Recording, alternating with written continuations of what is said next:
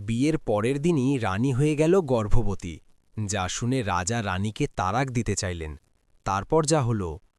গল্পের শুরুটা অনেকটা রূপকথার মতো হলেও মোড়টা ছিল বেশ নাটকীয়। রাজা এবং রানীর জাঁকজমকপূর্ণ বিয়ের পর পুরো রাজ্যে যখন উৎসবের আমেজ, তখনই খবর এলো রানী গর্ভবতী। বিয়ের মাত্র একদিন পরেই এমন খবর শুনে রাজা ক্রোধে ফেটে পড়লেন। তার মনে হলো তাকে প্রতারণা করা হয়েছে। তিনি তৎক্ষণাৎ সিদ্ধান্ত নিলেন রানীকে তালাক দিয়ে রাজ্য থেকে বের করে দেবেন। কিন্তু তারপর যা ঘটল তা ছিল সবার কল্পনার বাইরে। রাজার ক্রোধ ও রানীর শান্ত ভঙ্গি। রাজা যখন রানীর কক্ষে গিয়ে তলোয়ার উঁচিয়ে কৈফিয়ত চাইলেন, রানী বিন্দুমাত্র বিচলিত হলেন না। তিনি শান্ত গলায় বললেন, মহারাজ, আপনি যদি আজ আমাকে ত্যাগ করেন তবে আপনি ইতিহাসের সবচেয়ে বড় ভুলটি করবেন। দয়া করে রাজ্যের প্রধান রাজবৈদ্য এবং আপনার সবচেয়ে বিশ্বস্ত মন্ত্রীকে ডাকুন। সত্যের উন্মোচন। রাজবৈদ্য আসার পর রানী তাকে একটি বিশেষ ভেষজ লতা পরীক্ষা করতে দিলেন, যা তিনি আগের রাতে রাজাকে পানীয়র সাথে দিয়েছিলেন। রাজবৈদ্য পরীক্ষা করে অবাক হয়ে বললেন, ভেষজ রহস্য।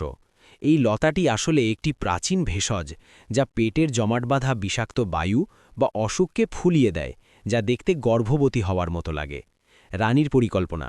রানী আসলে জানতেন যে রাজার রান্নায় দীর্ঘকাল ধরে কেউ অল্প অল্প করে বিষ মিশিয়ে আসছিল। রাজা নিজেই অসুস্থ ছিলেন। পরীক্ষা। রানী রাজাকে প্রমাণ করার জন্য নিজেই সেই পানীয় পান করেছিলেন, যাতে তিনি দেখাতে পারেন এই ভেষজ শরীরে গেলে কি প্রতিক্রিয়া হয়। আসল শত্রুকে।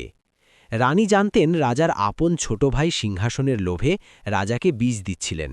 রানী চেয়েছিলেন রাজার সামনে প্রমাণ করতে যে কার ওপর তিনি ভরসা করছেন। সেই ভেষজের প্রভাবে রানীর পেট ফুলে যাওয়ায় রাজা তাকে ভুল বুঝেছিলেন, কিন্তু মূলত রানী নিজের জীবন বাজি রেখে রাজাকে আসন্ন মৃত্যুর হাত থেকে বাঁচিয়েছিলেন। শেষ পরিণতি। সত্য জানতে পেরে রাজা নিজের ভুলের জন্য রানীর কাছে ক্ষমা চাইলেন। ষড়যন্ত্রকারী ছোট ভাইকে রাজ্য থেকে নির্বাসিত করা হল। রাজার চোখে রানী তখন আর শুধু স্ত্রী রইলেন না, হয়ে উঠলেন রাজ্যের সবচেয়ে বুদ্ধিমান রক্ষাকর্তা। গল্পের মোড় এরপর আরও গভীরে পৌঁছল।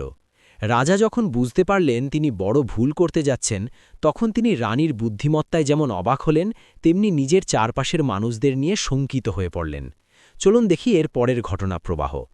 ষড়যন্ত্রের মূল উপড়ে ফেলা। রাজা শান্ত হওয়ার পর রানী তাকে একান্তে নিয়ে গেলেন।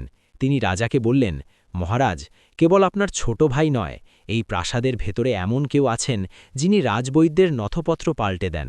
আমি যে বিষের কথা বলেছি তা সাধারণ কোনো বিষ নয়, এটি ধীরে ধীরে মানুষকে পক্ষাঘাতগ্রস্ত করে ফেলে। রানী একটি গোপন পরিকল্পনা করলেন। মিথ্যা ঘোষণা। রাজা সবার সামনে ঘোষণা করলেন যে তিনি রানীকে ক্ষমা করেছেন এবং আগামী 7 দিন প্রাসাদে বাইরের কারও প্রবেশ নিষেধ। ফাঁদ পতা। রানী রাজাকে পরামর্শ দিলেন তিনি যেন অসুস্থতার অভিনয় করে বিছানায় পড়ে থাকেন। দেখা যাক রাজার এই অসহায় অবস্থায় কে সবচেয়ে বেশি আনন্দিত হয়।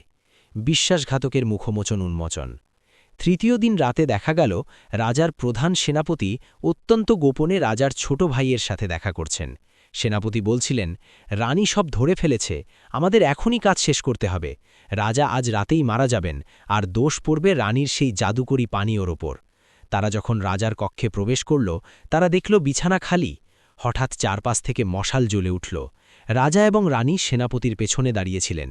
রানীর আসল পরিচয়। সবাই যখন ধরা পড়ল, তখন রাজা রানীকে জিজ্ঞেস করলেন, তুমি এত কিছু জানলে কি করে? তুমি তো পাশের রাজ্যের রাজকন্যা মাত্র।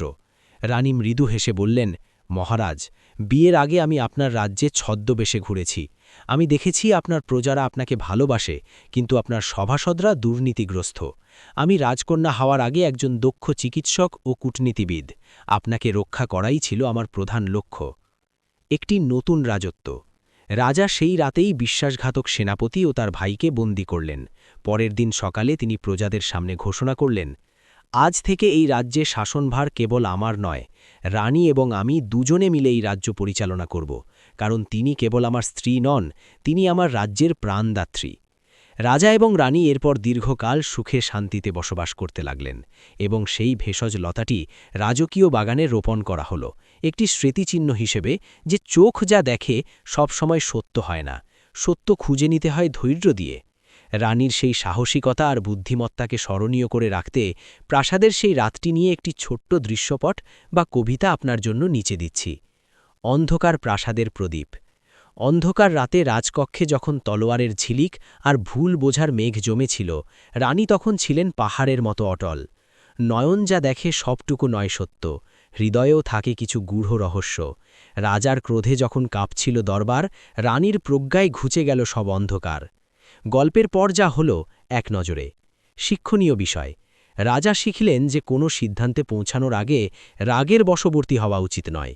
বিচারের আগে প্রমাণ আর ধৈর্যই আসল হাতিয়ার। রানীর সম্মান। সেই ঘটনার পর থেকে রাজ্যের প্রতিটি গুরুত্বপূর্ণ সিদ্ধান্তে রানীর মত নেওয়া বাধ্যতামূলক করা হল। সাধারণ মানুষ তাকে জাগরি রানী বলে ডাকতে শুরু করল। রাজ্যের পরিবর্তন। দুর্নীতির শিকড় উপড়ে ফেলার ফলে রাজ্যে দ্রুত শান্তি ও সমৃদ্ধি ফিরে পেল। প্রতিবেশী দেশগুলোও এই রানীর বুদ্ধিমত্তার ভয়ে আর আক্রমণের সাহস করত না। যদি গল্পটি ভালো লাগে অবশ্যই ইউটিউব চ্যানেলটি সাবস্ক্রাইব করে রাখবেন এমন আরও গল্প পেতে। ধন্যবাদ সবাইকে।